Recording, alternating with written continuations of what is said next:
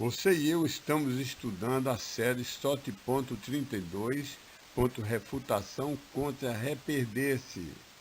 Ela está no canal youtube.com/c/ssttteo, na playlist criada Soteriologia 2.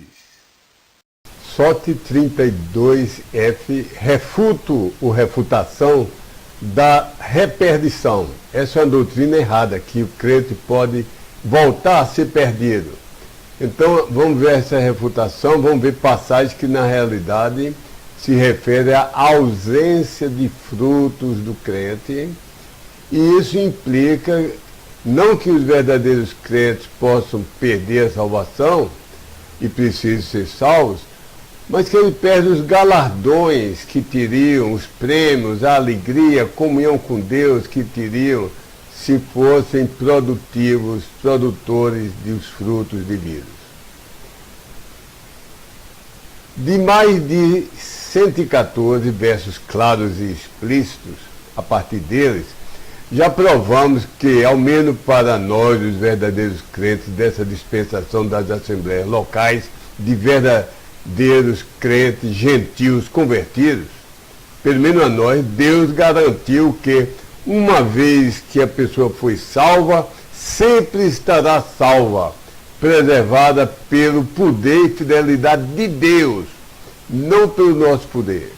Então sempre estaremos preservados por Deus que nos salvou, mesmo que na terra fraquejemos e sejamos disciplinados, e no céu percamos premiações e galardões. Agora refutaremos tentativas de objeção, de tentativas de pessoas que dizem que o crente volta a ser perdido, tentativas que alegam as seguintes passagens: Mateus 5,13, João 8,31 e 15, de 1 a 6, Atos 13, 43, Atos 14, 22, Tiago 1, 26, 2 Pedro 1, 9 a 11, 1 João 2, 24.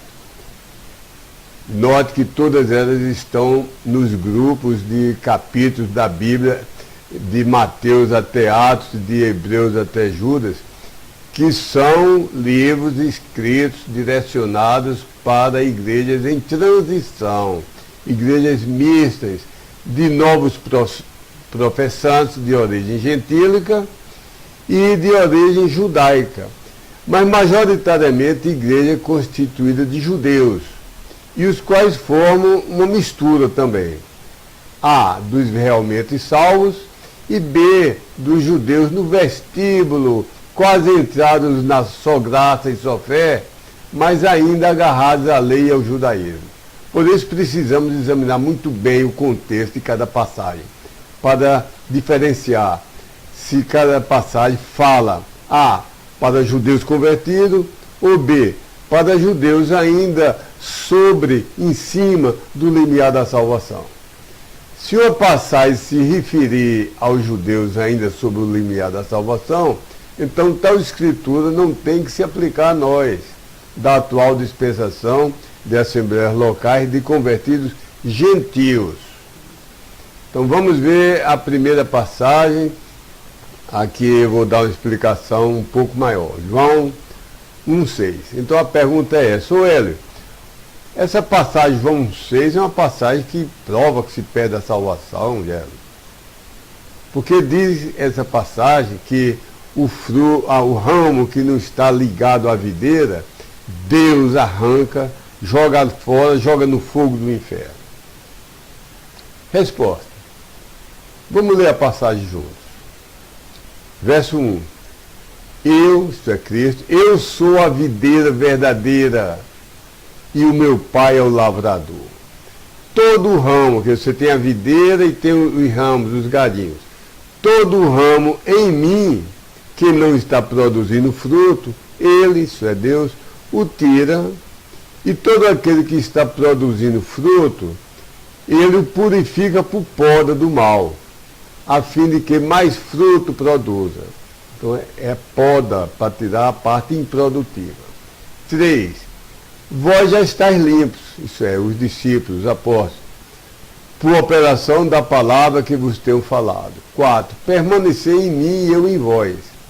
Assim como o ramo não pode produzir fruto proveniente de junto de si mesmo, exceto permaneça na videira, ligado à videira, deste mesmo modo vós não podeis também, se não permanecerdes em mim.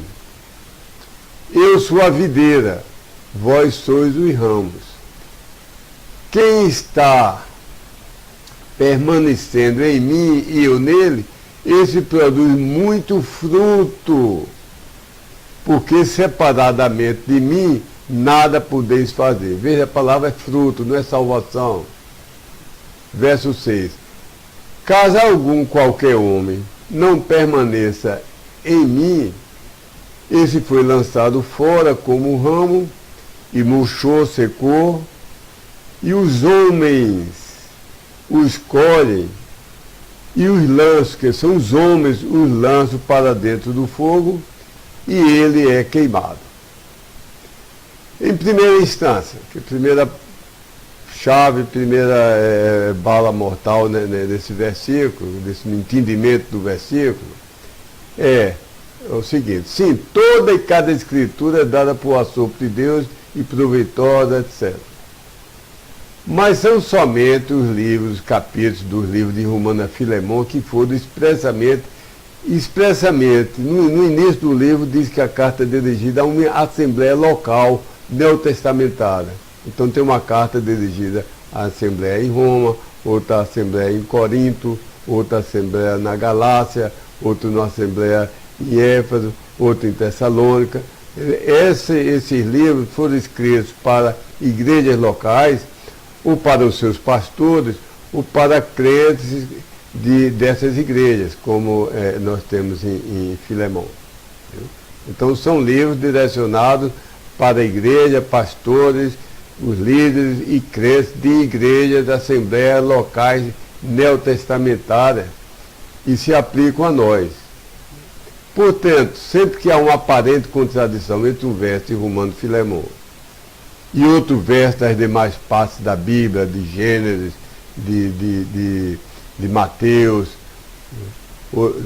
qualquer outra parte, Apocalipse, Judas, sempre que há uma aparente contradição, Deus nos contradiz, mas sempre que há uma aparente contradição, praticamente ao falar sobre a salvação, tudo fica fácil e imediatamente resolvido se ambos os contextos dos versículos, os dois versículos que parecem estar em contradição, nos dão permissão, os contextos, para interpretarmos assim.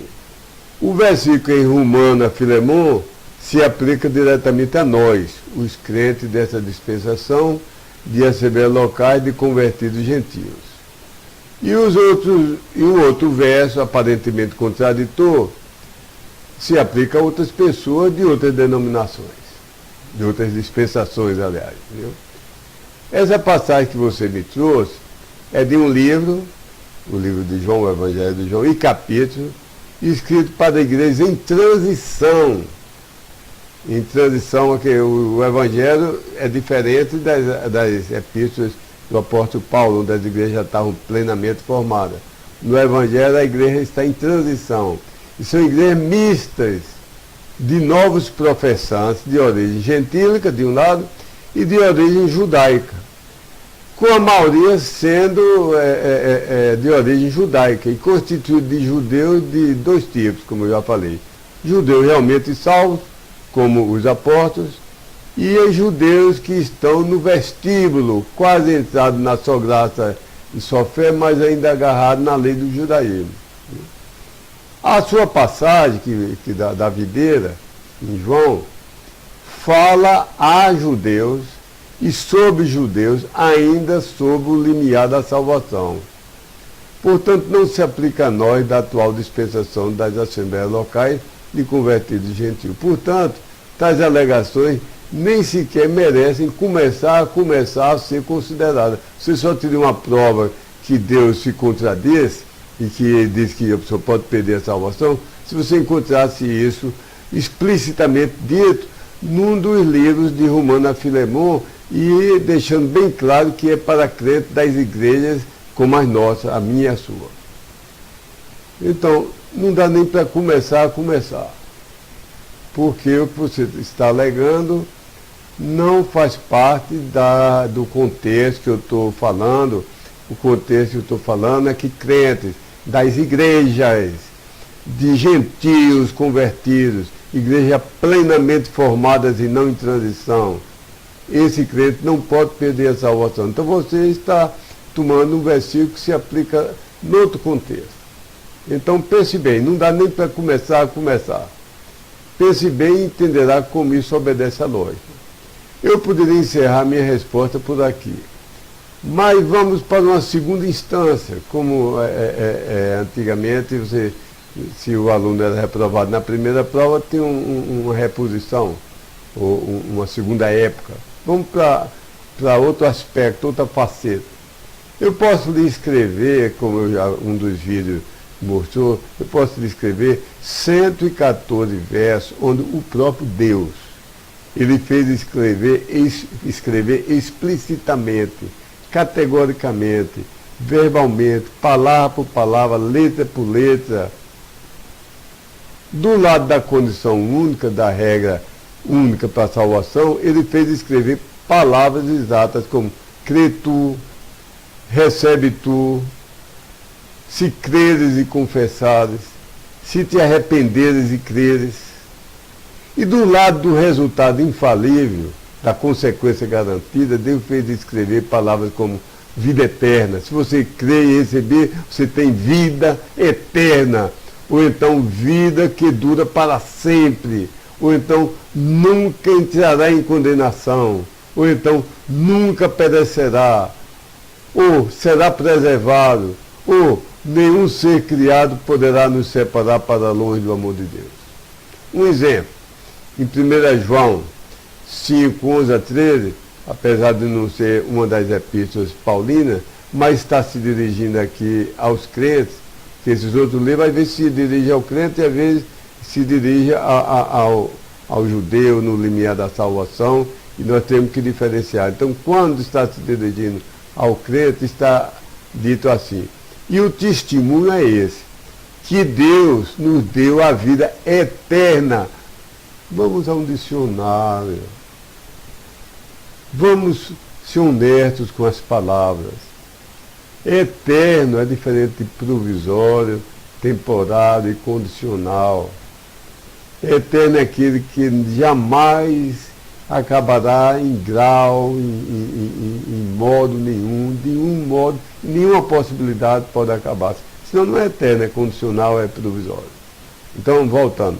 E o testemunho é esse, que Deus nos deu a vida eterna. E essa vida está em seu Filho.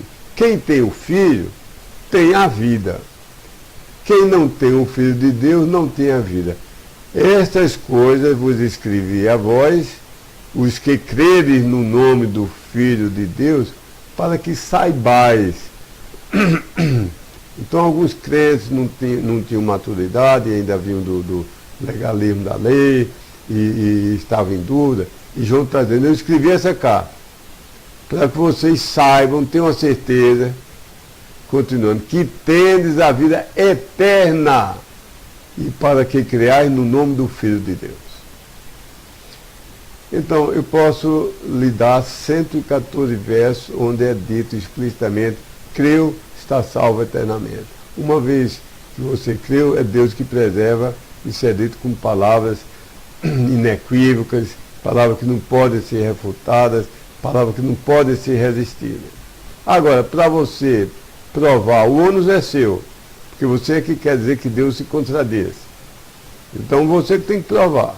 Para você provar o contrário desse, você tem que mostrar pelo menos uma passagem diretamente referente aos salvos, de preferência entre Romano e Filemão, que explicitamente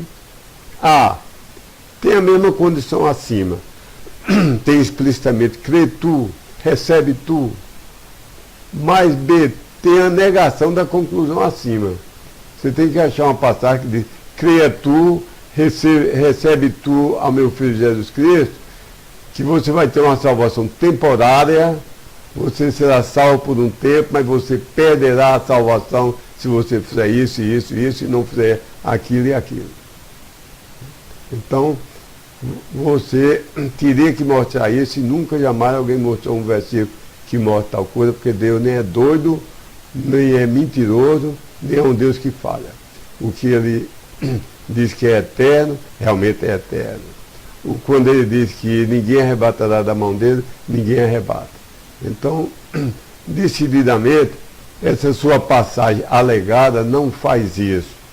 Encerremos essa passagem. Eu oro que você venha a crer nas 114 passagens que eu já escrevi, e você seja um crente e seja salvo. Se você não crê, nessas passagens, você não está crendo o que Cristo ensinou na Bíblia. Crer não é só crer na existência de Deus, que até o diabo crê e não é salvo. É crer em cada palavra da Bíblia, observando o seu contexto e as regras de entendimento literal, a não ser quando são figuras explicadas na própria passagem, pela própria Bíblia. Crer o mais literalmente possível. Se você não crê nessas passagens de forma literal, você não é um crente. Se você não é um crente, você não está salvo. Se você não é salvo, você não pode entender. Você é um homem natural. Agora, quando você crê nessas passagens e souber que Deus realmente me prometeu vida eterna, que maravilha, eu não mereço, ninguém merece, como Deus é maravilhoso, mesmo que eu perca aqui galardões, mesmo que eu seja disciplinado, Deus permanece fiel, mesmo que eu seja infiel. Quando você entender isso, nascer de novo, tiver o novo homem morando em você, tiver o Espírito Santo, eu posso lhe dar mais explicações adicionais. Essas que eu vou falar agora, que você só vai entender no dia que for salvo. Notemos a progressão, a primeira nota que eu faço. Primeiro, essa passagem fala em fruto, no verso 2a, depois fala em mais frutos, no verso 2b, e depois fala em muito fruto, no verso 5. Esse fruto inclui ganhar almas para o Senhor. Acreditamos que esse é o fruto de Romanos 1,13. Ao mesmo tempo, crescendo na direção de ter o caráter, a semelhança daquele que é o Cristo, isso é, ter o fruto do Espírito Santo de Gálatas 5, 22 e 23, e ao mesmo tempo crescendo na direção de ter conduta semelhante à de Cristo. O fruto da justiça de Filipenses 11, de Romanos 6, 21 a 22. Outra nota, referente especialmente aos versículos 1 a 6 de João 15.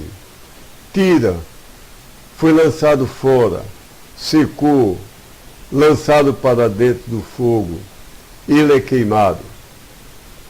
Essas expressões. À luz do contexto local de toda a Bíblia, nada afeta o verdadeiro salvo da dispensação das assembleias quanto à segurança da salvação.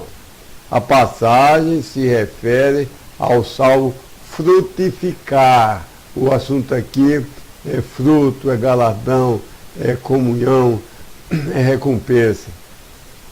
O crente testemunhar, ter maturidade cristã. Os versos 2 e 6 se referem ao salvo, isso é aquele que está em mim, quando Cristo fala do ramo que está dentro dele, é o ramo que está ligado ao tronco, à videira, recebendo a seiva.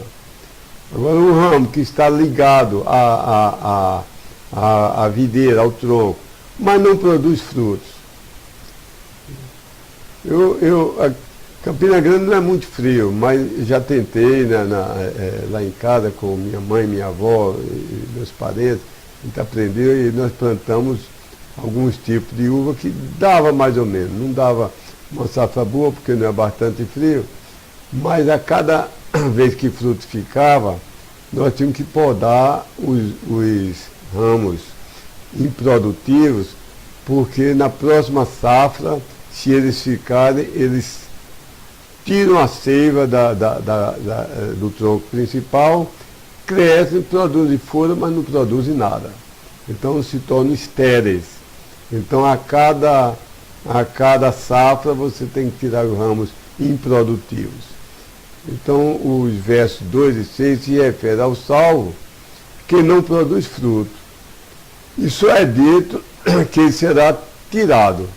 Não é dito que perderá sua salvação, nem que será queimado no fogo do inferno. Onde é que inventaram isso? Que é Deus que tira e lança no fogo do inferno.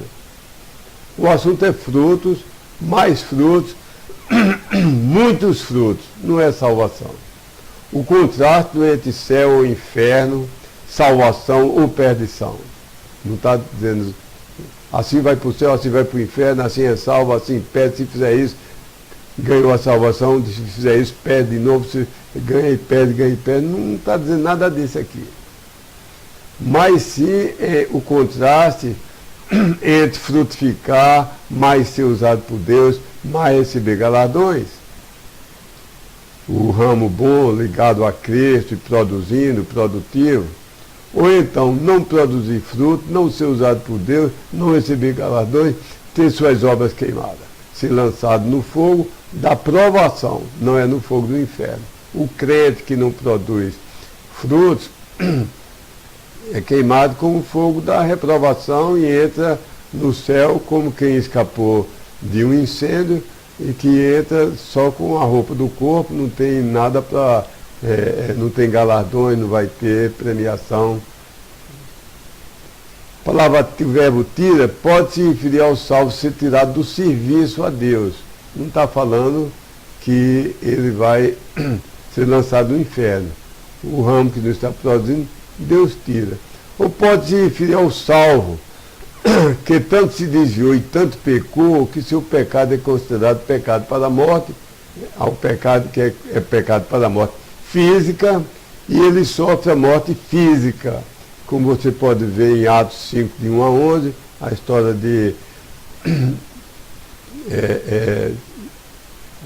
de Ananias e Safira. Eles perderam a morte física, nunca foi dito que eles foram condenados ao inferno. Você pode ver em 1 Coríntios 11, 27 a 34, 1 João 5, 16. Suas obras são queimadas no fogo e reduzidas a cinzas, sendo sua salvação mantida, como em 1 Coríntios 3, 11 e 15. E os homens colhem tal salvo sem fruto e o lançam no fogo da provação para aperfeiçoamento, e ele é queimado para aperfeiçoamento. Notamos aqui que são homens que juntam esses ramos infrutíferos e os queimam, e não Deus. Um exemplo semelhante é dado por Cristo durante o Sermão da Montanha, em Mateus 5,13, que veremos abaixo. Em tudo isso, o assunto é comunhão com Deus. O crente que produz fruto tem comunhão com Deus. O que não produz é preguiçoso, é relapso. Não tem comunhão com Deus. E tudo isso, dessa passagem, tem a ver com a usabilidade para o serviço de Deus, para ser chamado para servir na igreja, ser chamado talvez para ser um pastor missionário. O crente que não produz fruto perde isso, é tirado disso. É existência e abundância de frutos. Esse é o assunto. Os que colhem e lançam os frutos são os homens. O fogo é o fogo da disciplina e purificação. Aqui na terra, não é o fogo da condenação eterna no lago de fogo. Então, vimos essa passagem, vamos agora para Mateus 5,13. Então, posso ouvir alguém dizer, mas agora nós vamos lhe pegar. Aqui essa passagem diz que o sal só presta para Deus lançar fora e ser pisado por Deus. O sal que perdeu o sabor é lançado no inferno. Resposta. Vamos ler a passagem direito que fala em condenação no inferno de um crente, de uma igreja. Verso 13. Vós sois o sal da terra. Se, porém, o sal for esvaído de seu sabor, com que será ele salgado?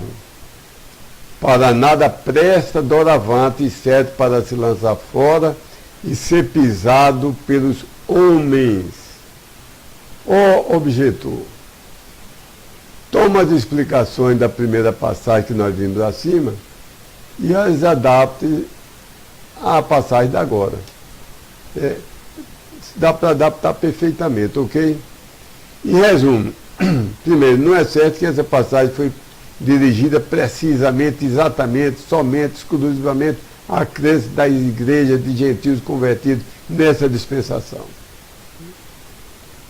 E B, uma vez que 114 versos que se aplicam a essa dispensação, nesses 114 versos, Deus explicitamente afirma que todo aquele que crê já tem agora a vida eterna, que jamais acaba, a vida para sempre, guardada por Ele. Então, Ele não é doido, nem mentiroso que se contradiz, nem fraco que fracassa.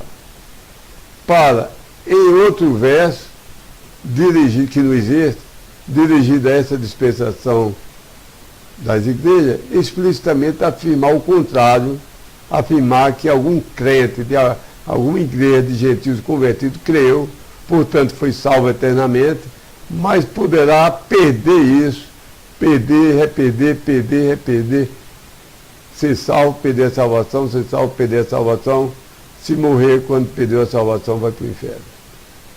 Você não vai encontrar um versículo, uma palavra sequer que diga isso explicitamente. Note, não é claro que a passagem se aplica a nós, das igrejas de gentio, já falei isso. E não é dito, creu, foi salvo nessa dispensação da Assembleia, depois perdeu a salvação. Não tem nada dito isso. Outra nota, a passagem se refere ao salvo frutificar, testemunhar, ter maturidade cristã. Ser lançado fora e ser pisado pelos homens se refere ao salvo que perdeu seu sabor, deixar de ser usado por Deus, usado, e sofrer disciplina de Deus e desprezo dos homens. Não se refere isso à perda de salvação. João 15, 6 e Mateus 5, 13 descreve o testemunho inútil diante dos homens, não a salvação perdida diante de Deus. Então vamos dividir esse 32F em duas partes para não ficar longo demais. Deus lhe ajuda. Se você é um objetor que diz que Deus mentiu, que o crente pode perder a salvação, meu amigo, eu imploro a você, para o seu bem da sua alma, creia no que Deus prometeu e seja salvo.